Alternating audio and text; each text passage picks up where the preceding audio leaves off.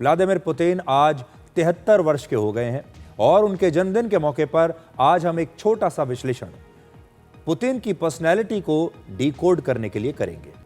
Vladimir Putin दुनिया में सबसे ज्यादा लंबे समय तक शासन करने वाले राष्ट्राध्यक्षों में से एक हैं।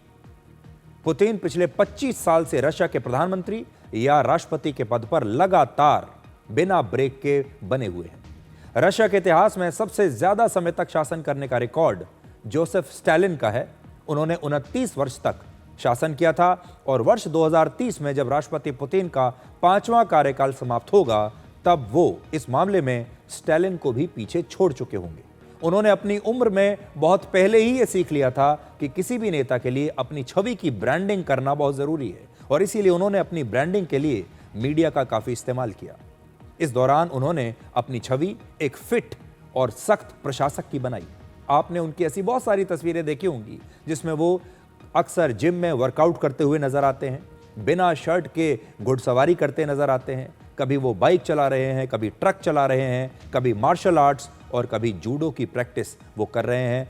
व्लादिमीर पुतिन आज जो भी हैं उसमें उनके बचपन का बहुत योगदान है। बचपन में जो उनके अनुभव रहे इसका बड़ा योगदान है। अपने स्कूल के दिनों में वो कद काठी में काफ़ी कमज़ोर थे, उनकी लंबाई भी काफ़ी कम थी बाकी बच्चों के मुकाबले और उनके स्कूल के बच्चे अक्सर उन्हें बुली करते थे, परेशान करते थे, उनके साथ मारपीट करते थे और इसी का बदला लेने के लिए पुतिन ने बचपन में ही जूडो सीखना शुरू कर दिया और यही कारण है कि वो आज 73 वर्ष की उम्र में भी अपने आप को फिट रखते हैं। व्लादिमीर पुतिन के पिता सोवियत संघ की नौसेना में सैनिक थे और उनकी ड्यूटी सबमरीन में थी। पुतिन के एक बड़े भाई भी थे जिनकी दूसरे वर्ल्ड वॉर में मौत हो गई थी।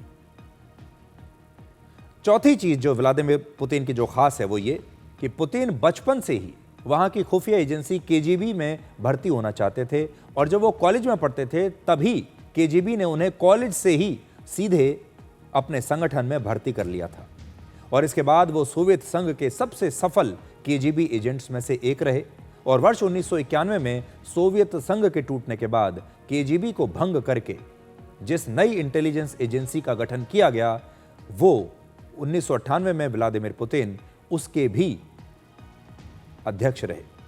रशिया की खुफिया एजेंसी एफएसबी के वो प्रमुख बन गए।